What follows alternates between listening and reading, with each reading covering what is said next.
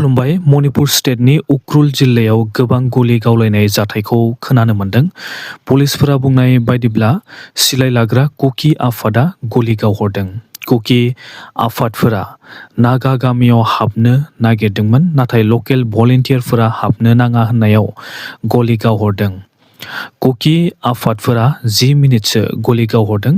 बे गलि गावहरनायाव रावखौबो जेबो जायाखै होननानै जोङो मिथिनो मोन्दों। कुकि हारिनि मानसिफ्रा मणिपुराव मेथि हारिफोरनि गेजेराव रैखाथि गैया, बेनिखायनो सिलाइ लाग्रा कुकि आफादफोरा इउनियन टेरिटरि नांगौ होननानै सेन्ट्रेल सरकारखौ दाबि खालामदों।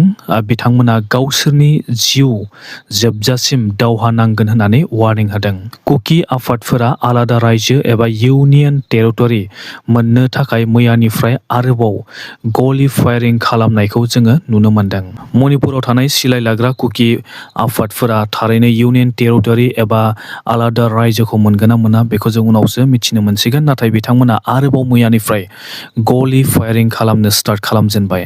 बिजेपि पार्टिया मैया एमएलए इलेक्शननि फार्स्ट लिस्टखौ फोसावबाय। फार्स्ट लिस्टआव गासै 88 जन केन्डिडेटफोरनि मुंखौ फोसावनाय जादों। 88 जननि मादाव कंग्रेस पार्टिनिफ्राय बिजेपियाव जयेन जाफैनाय 11 जन सुबुंफोरखौबो इलेक्शन गेलेनो थाखाय सुबिदा होनायखौ जोङो नुनो मोन्दों, आरो लोगोसे 11 जना गुबुन पार्टिनिफ्राय फैनाय बिजेपियाव जयेन जाफैनायफोरा टिकेट मोन्दों। डक्टर हिमन्त बिश्व शर्मा बिथाङा जालुकबारि समष्टिनिफ्राय इलेक्शन गेलेगोन। बिश्वजित दैमारी बिथाङा तामुलपुर समष्टिनिफ्राय इलेक्शन गेलेगोन। गरेस्वरनिफ्राय बिजेपि केन्डिडेट हिसाबै होदों भिक्टर कुमार दास। टंला समष्टिनिफ्राय बिजेपि पार्टिया बिकन चन्द्र डेका बिथांखौ केन्डिडेट होदों। टंलानिफ्राय बिकन चन्द्र डेका बिथाङा इलेक्शन गेलेगोन। ढेकियाजुलिनिफ्राय अशोक सिंघाल बिथाङा गेलेगोन। राङापारानिफ्राय कृष्णा कमल तान्ति बिथाङा इलेक्शन गेलेगोन। गहपुरनिफ्राय उत्पल बरा बिथाङा इलेक्शन गेलेगोन। बिश्वजित दैमारी बिथांखौ बिपिएफ पार्टिया तामुलपुर समष्टियाव केन्डिडेट होनायखौ एगेन्स्ट खालामबोदोंमोन। तामुलपुराव बिपिएफ पार्टिया मा डिसिसन लागोन बेखौ जों उनावसो मिथिनो मोनसिगोन। बिजेपिया तामुलपुर समष्टियाव केन्डिडेट दारायदों आरो बिपिएफआ तामुलपुर समष्टियाव केन्डिडेट होआखै।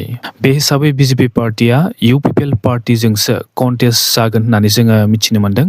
बिजेपि पार्टिखौ मोजां मोनि बिपिएफनि भटारफ्रा सोरनो भट होगोन, बिजेपिनो भट होगोन ना इउपिपिएलनोसो भट होगोन बेखौ जों उनावसो मिथिनो मोनसिगोन। आरो लोगोसे बिपिएफ पार्टियाबो 11 जन केन्डिडेटफोरनि मुंफोरखौ मैया फोसावनानै होबाय।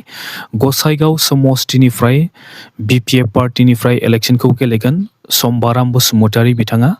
दतमानिफ्राय रबिराम नार्जारी। क'क्राझार समष्टिनिफ्राय सेवली महिलारी बिथाङानो इलेक्शन गेलेसिगोन। बिथांनि मुंखौ फोसावनाय जाबाय। बावखुंग्रि समष्टिनिफ्राय रुपाम रय। पर्बतजरानिफ्राय डक्टर रेजुल करिम। सिडली चिरांनिफ्राय फनिराम ब्रह्म।